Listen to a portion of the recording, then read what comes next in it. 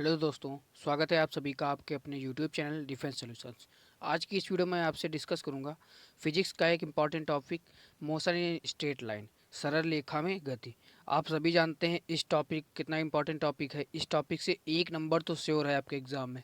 एक क्वेश्चन जरूर बनेगा। एक से ज़्यादा भी क्वेश्चन बन सकते हैं इस चैप्टर से, लेकिन एक क्वेश्चन तो आप श्योर मानिए, 1 मार्क्स आपका पक्का है इस चैप्टर से। मैंने आज से चैप्टर वाइज सीरीज स्टार्ट करी है चैनल पर। आपको मैथ, इंग्लिश, फिजिक्स, जीएस के टॉपिक वाइज मैं आपको कॉन्सेप्ट और उसके क्वेश्चन कराता रहूँगा। हर टॉपिक के 2 पार्ट आएंगे। 2 पार्ट में आपको सारे कॉन्सेप्ट, इंपॉर्टेंट पॉइंट और अच्छे क्वेश्चंस करा दिए जाएंगे, जिससे आपको एग्ज़ाम तक आपके पास अच्छा कंटेंट होगा। आप अच्छे से एग्ज़ाम क्लियर कर सकते हैं। इतना इनफ होगा। आप अगर आप रेगुलर मेरे साथ पढ़ाई करते हैं तो आपके लिए एग्ज़ाम के लिए बहुत सारा स्टडी मटेरियल हो जाएगा। आप अगर एयरफोर्स 2020 में आपका टारगेट है सिलेक्ट होना, तो आप मेरे साथ जुड़े रहिए। मैं आपको हर टॉपिक के सारी ट्रिक्स, मैथ की, इंग्लिश की, सारे कॉन्सेप्ट क्लियर करा दूंगा। स्टार्ट करते हैं वीडियो को। पहले कुछ बेसिक कॉन्सेप्ट देखेंगे, उसके बाद हम लोग आगे बढ़ेंगे, कुछ क्वेश्चन देखेंगे। बहुत अच्छे अच्छे क्वेश्चन लिए हैं मैंने वीडियो के लिए। स्टार्ट करते हैं वीडियो को। मोशन ए स्ट्रेट लाइन, इसमें डिस्टेंस डिस्टेंस और डिस्प्लेसमेंट में आप डिफरेंस समझिए। The length of path covered by a body, इसे डिस्टेंस कहते हैं। मेरी राइटिंग बहुत ख़राब है, आप लोग मैनेज करिएगा। The length of part covered by body, जो किसी बॉडी के द्वारा जो दूरी कवर की जाती है, कैसी भी हो वो मैटर नहीं करती। वो ए से बी तक जाने में जो दूरी कवर की गई उसे दूरी कहते हैं। वो विस्थापन, shortest distance covered by body, जो सबसे कम दूरी होगी। जैसे मान लो ए से अगर बी तक जाना है, ऐसे ऐसे करके अगर जाएंगे, जो शॉर्टेस्ट डिस्टेंस होगी वो डिस्प्लेसमेंट कहलाएगा। आई होप इतना कुछ समझ गए होंगे। और दूरी जो है वो हमारी स्केलर वेक्टर है, अदिश राशि है। और जबकि हमारी जो विस्थापन है वेक्टर क्वांटिटी है, सदिश राशि है। चलते हैं अगले पॉइंट की ओर। हमारा अगला पॉइंट है, बहुत इंपॉर्टेंट पॉइंट है, और इस पर एक बार एग्जाम में क्वेश्चन पूछा जा चुका है कि दूरी और विस्थापन का अनुपात 1 से बड़ा होता है, जबकि चाल और वेग का अनुपात 1 से कम होता है। मैंने दोनों पॉइंट यहीं पे डिस्कस कर लिया, आप इसका स्क्रीनशॉट ले लीजिए। दूरी और विस्थापन का अनुपात 1 से अधिक होगा और चाल और वेग का अनुपात 1 से कम होगा। चलते हैं नेक्स्ट पॉइंट की ओर। नेक्स्ट पॉइंट है कि वृत्तीय पथ में विस्थापन और दूरी, इस पर भी क्वेश्चन बनते हैं। काफ़ी इंपॉर्टेंट पॉइंट है ये। आइए समझते हैं। वृत्तीय पथ में डिस्प्लेसमेंट हमेशा जीरो होगा। आप इसको नोट पॉइंट की तरह याद रखें। डिस्प्लेसमेंट हमेशा जीरो हो वृत्तीय पथ में, विस्थापन शून्य होगा। और डिस्टेंस, जितने राउंड लगेंगे उसके 2πr/n, 2 राउंड के लिए 2πr/2, 2πr जो परिधि होती है वृत्त की। अब इसके कुछ एग्जाम्पल देख लीजिए, पॉइंट देख लीजिए। आधे चक्र के लिए विस्थापन, रेडियस आर होती है, तो विस्थापन हमारा कितना हो जाएगा, 2r हो जाएगा। एंड जो अगर कहा जाए कि एक एक वृत्त में 1/4, 1/4 राउंड के लिए विस्थापन, डिस्प्लेसमेंट बताना है, तो उसमें r√2 हो जाएगा, क्योंकि इधर रेडियस आर, इधर आर, इधर आर। ये वाली शॉर्टेज डिस्टेंस निकालेंगे तो r√2 हो जाएगी पाइथागोरस में प्रमेय से। आई होप ये वाला पॉइंट आप समझ गए होंगे। तो देखते हैं नेक्स्ट पॉइंट क्या है। नेक्स्ट पॉइंट दिया है औसत चाल और औसत समय। बेसिक फार्मूले हैं। औसत चाल एवरेज स्पीड, औसत चाल को इंग्लिश में स्पीड कहते हैं। औसत चाल बराबर होता है कुल दूरी बटे कुल समय। औसत वेग, एवरेज वेलोसिटी बराबर होता है कुल विस्थापन, टोटल डिस्प्लेसमेंट बटे टोटल टाइम। चलते हैं नेक्स्ट पॉइंट की ओर। हमारा नेक्स्ट पॉइंट क्या है, ये दोनों काफ़ी इंपॉर्टेंट पॉइंट है, इन पर एक क्वेश्चन काफ़ी बनते हैं। देखते हैं। यदि कोई वस्तु दूरी v1 चाल से तय करे और उतनी ही दूरी, इसमें दूरी सेम होनी चाहिए कि ए से अगर बी तक जाना है तो दूरी सेम हो, आधी दूरी इधर आधी दूरी इधर, तब ये 2v1 v2/v1 + v2 होगा। काफ़ी बच्चे इस फार्मूले में, इन दोनों फार्मूले में कंफ्यूज रहते हैं, तो आप कंफ्यूजन दूर कर लीजिए। जब दूरी समान की बात की जाए तो ऊपर वाला फार्मूला लगेगा 2v1 v2/v1 + v2। अगर जब चाल समान की जाए, आधी यात्रा में यात्रा के आधे समय को v1 चाल से, और शेष आधे, जब समय आप समझ लीजिए, जब समय सेम सेम रहे दूरी में, ए से बी तक जाने में, तो v1 + v2/2 लगेगा। आई होप आप समझ गए होंगे। चलते हैं नेक्स्ट पॉइंट की ओर। और नेक्स्ट पॉइंट इज, हमारा नेक्स्ट पॉइंट देखते हैं हमारा। हमारा नेक्स्ट पॉइंट है कि यदि संपूर्ण यात्रा में त्वरण नियत हो, एक्सीलरेशन कांस्टेंट हो, तो औसत वेग, एवरेज वेलोसिटी होगी v1 + v2/2। ये इस पर भी क्वेश्चन बने हैं एग्ज़ाम में, अगर आपने एग्ज़ाम दिया है तो आपको ज़रूर मालूम होगा। और ये पॉइंट भी इम्पॉर्टेंट है, यदि त्वरण नियत हो और पथ के जैसे ए से बी तक कोई बॉडी गई है, तो मिड पॉइंट पे ए से बी गई, यहाँ पर वेलोसिटी क्या होगी, तो उस पर हो जाएगा under root v square plus v, जहाँ पर मतलब अंतिम फाइनल वेलोसिटी होगी, और v u initial. So v square plus v square by two root में पूरा। सो चलते हैं नेक्स्ट पॉइंट की ओर। सो हमारे पॉइंट आप आज के जो बेसिक पॉइंट हैं आपको क्लियर हो गए होंगे, आई होप। सो अब स्टार्ट करते हैं अपने क्वेश्चन को। काफ़ी अच्छे अच्छे क्वेश्चन हैं, आप इनको ध्यान से समझिएगा। हमारा पहला क्वेश्चन है कि एक पिंड समय के वर्ग के अनुक्रमानुपात में दूरियां तय कर रहा है, तो पिंड का त्वरण बताना है। Is proportional to T square. So आप इसको एज अ नोट पॉइंट याद रख लीजिए। इसमें त्वरण हमेशा कांस्टेंट रहता है। काफ़ी इंपॉर्टेंट क्वेश्चन है, एनडीए एग्जाम का एक क्वेश्चन है, मैंने उसी बुक से लिया है। सो इसमें त्वरण नियत रहता है। सो चलते हैं क्वेश्चन नंबर 2 की तरफ। क्वेश्चन नंबर 2 इज, एक कार दिखनी दो स्टेशनों के बीच आधी दूरी 30 किलोमीटर प्रति घंटा की रफ्तार से तथा शेष आधी दूरी 40 किलोमीटर प्रति घंटा की रफ्तार से चलती है, तो औसत चाल बतानी है। तो इसमें से औसत चाल होती है मतलब इसको आप 2v1 v2 अपान v1 प्लस v2 से करेंगे। जब से आधी आधी दूरी दूरी बराबर है, तो 2v1 v2, v1 हमारा कितनी है 40, तो v2 हमारी है 30 अपान v1 प्लस v2, 40 30 70, एक जीरो से इधर कट जाएगा, 4 12, 240/7 करेंगे तो 34.34 किलोमीटर प्रति घंटा। Right option is option number C. So move to the next question. Question number 3, एक गेंद को ऊर्ध्वाधर ऊपर फेंका जाता है यू वेग से। सो अंतिम टी समय में चली गई दूरी। सो अंतिम समय में चली गई दूरी, सो इसका इस प्रपोर्शन होता है half g t square. Option B is the right answer. ये तो फार्मूला ही है बेसिक सा। क्वेश्चन नंबर 4 देखते हैं। एक वस्तु 9.8 मीटर पर सेकंड की वेग से सीधा ऊपर फेंकी जाती है कि यह कितनी ऊंचाई तक जाती है। काफ़ी इंपॉर्टेंट क्वेश्चन है, कितनी ऊंचाई तक। एच मैक्स बराबर फार्मूला आपको पता होगा यू स्क्वायर बटे 2g, जो महत्तम ऊंचाई तक जा सकती है। यू स्क्वायर कितने हैं 9.8, तो 9.8 इंटू 9.8 करेंगे बटे 2 इंटू जी, जी का मतलब 9.8, एक 9.8 से कट जाएगा तो 4.9 मीटर, ये हमारा राइट आंसर हो जाएगा। महत्तम ऊंचाई 4.9 आ जाएगी। सो चलते क्वेश्चन नंबर 5 की तरफ। क्वेश्चन नंबर 5 हमारा, कण का त्वरण परिवर्तित होता है जब। तो बहुत ही बेहतरीन क्वेश्चन है ये, आप इसको देखिए कैसे करेंगे। इसमें से राइट ऑप्शन सी होगा उपरोक्त में से दोनों। कण का त्वरण उसकी दिशा पर भी निर्भर होता है और परिमाण पर, वेग के परिमाण पर भी निर्भर होता है। सो चलते हैं क्वेश्चन नंबर 6 की तरफ। क्वेश्चन नंबर 6 इज, एक व्यक्ति पूरब की ओर 8 मीटर तथा उत्तर की ओर 6 मीटर चलता है, विस्थापन बताना है। सो इधर नॉर्थ होता है, इधर ईस्ट होता है। तो 1 मीटर पूरब की ओर 8 मीटर, फिर इधर से चलता है 6 मीटर, तो इसका विस्थापन यहाँ से चला है यहाँ पहुँचा है, तो विस्थापन ये हो जाएगा। पाइथागोरस लगाएंगे तो 8 64 प्लस 36 10, 10 आ जाएगा हमारा। तो right option is option number B. So चलते हैं क्वेश्चन नंबर नेक्स्ट की ओर। क्वेश्चन नंबर हमारा 7th है। एक पिंड की स्थिति दी है और ये इक्वेशन दी है, तो इस पिंड का त्वरण टी के किस मान पर शून्य होगा। काफ़ी इंपॉर्टेंट क्वेश्चन है, देखते हैं कैसे करते हैं इसको। सो इसका त्वरण बताना है, तो पहले ये दूरी का फॉर्मूला दूरी के फॉर्म में दिया है, तो इसको वेग बनाएं पहले।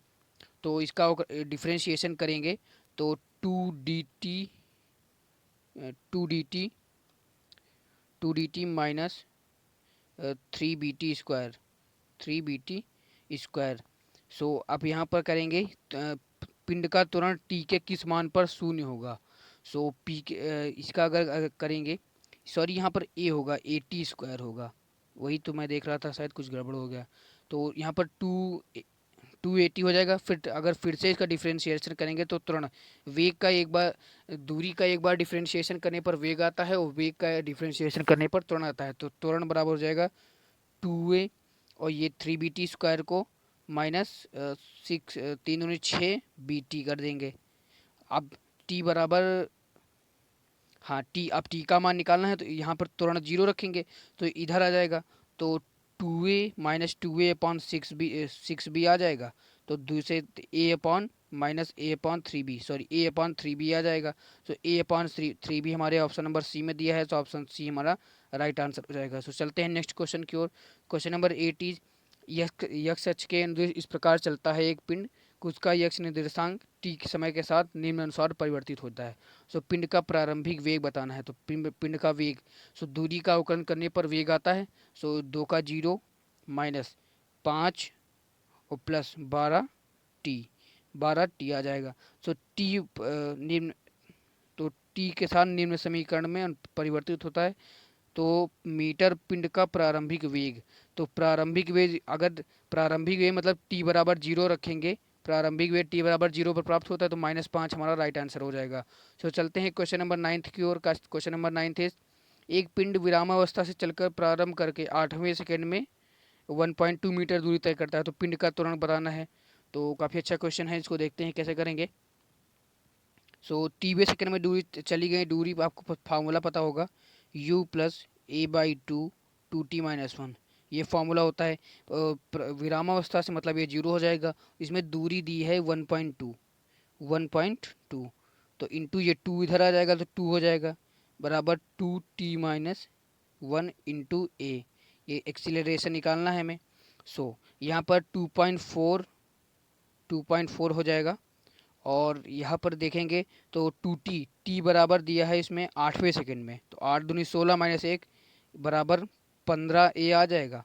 सो ए बराबर 2.4/15, यहाँ से 15 डिवाइड करेंगे ए को, ए से, तो हमारा आ जाएगा 1.06 मीटर पर सेकेंड स्क्वायर।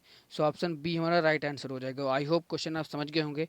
सो चलते हैं क्वेश्चन नंबर 10 की ओर। क्वेश्चन नंबर 10 है, एक सीधी सड़क पर चलती हुई कार, एक सीधी सड़क पर चलती हुई कार, इसको आप अगर काफ़ी अगर इसको आप शॉर्ट, अगर बेसिक मेथड से लगाएंगे तो इसका अलग अलग इसकी चाल निकालेंगे, फिर लेंथी हो जाएगा। सो मैं आपको एक ट्रिक से बताता हूँ, एक क्वेश्चन कैसे देखते हैं, कैसे कैसे करते हैं।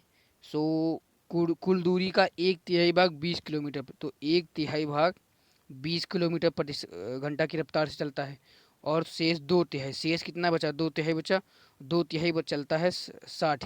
सो आप इसमें एक निकालेंगे, पहले एक के लिए निकालेंगे, एक के लिए निकालेंगे तो 3 दूनी 6, 60 आ जाएगा।